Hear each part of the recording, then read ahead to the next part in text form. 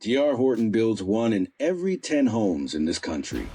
Right now, they're spending up to $40,000 per home out of their own profits just to buy down mortgage rates and get buyers to close. On some homes, they're stacking another $75,000 in incentives on top of that. That is desperation pricing. And it's happening right now across Texas, Florida, and the Carolinas, ahead of what could be the most important earnings report in the housing market this year. On April 21st, D.R. Horton releases their second quarter numbers. Wall Street has already been quietly slashing expectations, and the stock has been sliding while the rest of the market moves higher. Here's what the headlines are missing. The incentive packages D.R. Horton is offering right now are more aggressive than anything they offered during the worst months of the 2008 housing collapse. We haven't even gotten the earnings report yet, and they're already more desperate than 2008. D.R. Horton reported their first quarter earnings in January, and on the surface it looked acceptable. They beat estimates. Revenue came in at $6.89 billion. Earnings per share hit $2.03 versus the $1.93 Wall Street expected. But here's what those headline numbers hide. Net income dropped 30% year over year. They closed 6.5% fewer homes. The average selling price fell 3% to $365,500. Gross margin, the figure that tells you how much money they're actually making per house, came in at 20.4%. But management admitted that included a one-time warranty recovery that artificially inflated it by about 40 basis points. The real margin was closer to 20%. Then came the guidance that spooked Wall Street. For Q2, D.R. Horton told investors to expect margins between 19 and 19.5%, a meaningful drop driven entirely by one thing: incentives. CEO Paul Romanowski said it plainly on the earnings call. New home demand remains impacted by affordability constraints and cautious consumer sentiment, and incentives will remain elevated throughout fiscal 2026. His COO confirmed that incentive spending had been climbing throughout the quarter and was now in the low double digits as percentage of sale price. On a $365,000 home, low double-digit incentives means D.R. Horton is spending somewhere between $36,000 and $45,000 per home just to get buyers to sign. In some markets, it's even more. Texas is D.R. Horton's home state and their biggest market, and they're running what may be the most aggressive promotion in the history of American home building.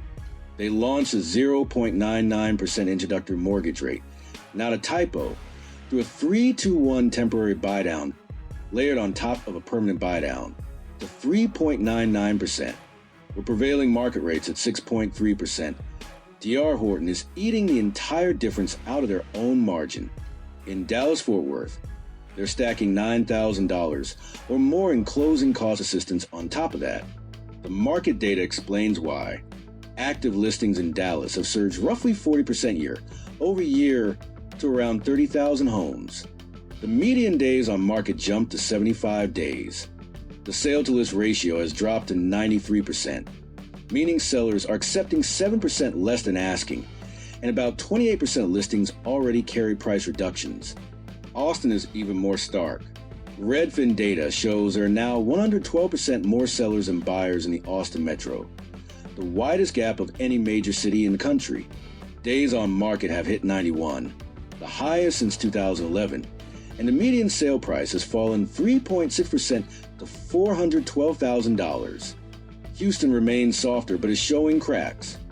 Prices are flat, days on market climbed to 74, and total sales declined 3.3%.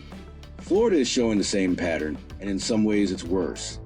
In Tampa, home values have dropped 4.2% year over year, and over half of all active listings, 53.8%, carry price reductions.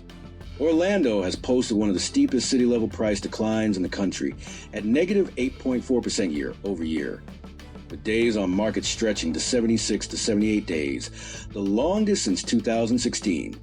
Jacksonville now has nearly 61% of listings with price cuts, and pending sales dropped 24%. Even the Carolinas are being hit. Charlotte's Mecklenburg County saw days on market surge by 30 days in a single year. Raleigh's inventory jumped 25% year over year, more than double the national average. These are not random markets. These are precisely the markets where D.R. Horton does the bulk of their business. Every one of them is telling the same story. Inventory building, buyers pulling back, and builders forced to spend more and more just to move homes. On March 19th, the Census Bureau released January new home sales data, and buried in the report was this figure: 128,000 completed but unsold new homes sitting on the market. That is the highest level since June 2009, the absolute peak of the last housing crisis aftermath. Total new home inventory has ballooned to 476,000 units, which at the current sales pace translates to 9.7 months of supply. A balanced market is around 6 months. We are 60% above that. The median new home sale price dropped to $400,500 in January, down 6.8% year over year. But that only reflects the contract price. It doesn't account for the tens of thousands of dollars in buy-downs and incentives stacked on top. The effective price decline for buyers is significantly larger than what the official data shows. Here's the context. According to NAB, 67% of all builders were offering incentives in December 2025, the highest rate in 5 years. 41% were cutting prices with an average reduction of 6%. During the 2008 crisis, 86% of builders offered incentives and 48 to 59% cut prices. So nationally, we're not at 2008 levels yet. But in the Sun Belt, in D.R. Horton's core markets, the numbers are converging fast. And D.R. Horton individually, with their 0.99% rate promotions and $40,000 plus incentive stacks, has already crossed that threshold. D.R. Horton isn't the only one bleeding. Lennar, America's second largest builder, just reported a 53% earnings decline, with gross margin collapsing to 15.2% and incentive spending running at 14.1% of home sales revenue, roughly $52,000 per home. KB Home reported a 65% earnings drop and a gross margin of 15.3%. Their average selling price dropped 10% year over year because, unlike other builders using buy-downs, KB Home has been doing straight price cuts. The NAB Builder Confidence Index has now been below the break-even level of 50 for more than 23 consecutive months. The buyer traffic subindex sits at 25. Foot traffic at model homes has essentially collapsed. The only bright spot is Toll Brothers, which caters to luxury buyers and just posted a 25% earnings increase with margins holding at 25.5%. That tells you something important. The stress is concentrated in the entry-level and first-time buyer segment, which is exactly where D.R. Horton operates. If you're a homeowner not planning to sell, there's no need to panic. The structural housing shortage in this country, estimated at 3 to 7 million units, hasn't gone away and provides a long-term floor under values.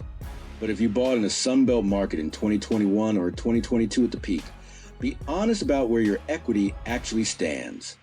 Check the comps in your neighborhood, and pay attention to what new builds are selling for nearby, because those heavily incentivized new home sales are becoming the comparables that appraisers use on resale homes too. If you're a buyer, this may be one of the most favorable environments in the last 5 years, but only if you play it right. The 0.99% rate promotions, the $40,000 in buy-downs, the closing cost assistance, that's real money coming off the effective price of a home. The catch? Wait for the April 21st earnings report. If D.R. Horton's numbers come in worse than expected, incentives are likely to get even more aggressive. Patience is leverage right now. If you're a seller in Texas, Florida, Arizona, or the Carolinas, understand that you're no longer just competing against other resale listings. You're competing against builders willing to give away $50,000 to $75,000 in incentives to sell a brand new home. That changes the math entirely. If you're priced at what your neighbor sold for 18 months ago, you're likely overpriced. The market has moved, and the longer you wait to acknowledge it, the further it moves without you. Mortgage rates just spiked back to 6.38%, up from 6.05% in February, the lowest rate since August 2022, which had briefly sparked some optimism. That optimism is gone. Higher rates mean more affordability pressure, which means builders need even bigger incentives, which means more margin compression. D.R. Horton guided for 19 to 19.5% margins in Q2, if rates stay elevated through the spring selling season. Even that lowered guidance may prove optimistic. If they miss, if margins come in below 19%, the entire home builder sector could reprice overnight. The stock has already fallen roughly 17% in March alone, dropping from $164 in mid-February to around $134. That's a 26% decline from the September high. Multiple analysts have downgraded the stock. Wells Fargo moved equal weight in January, and Barclays set a $129 price target below where the stock currently trades. But an earnings miss isn't just a stock market story. It's a signal about what's happening in communities across the country. When America's largest home builder can't sell homes without giving away its entire profit margin, that information every homeowner, buyer, and seller needs to hear. April 21st could confirm whether we've officially entered phase 2 of this housing downturn, or whether the spring selling season provides a lifeline. Either way, the numbers don't lie, and right now, they're telling a very uncomfortable story.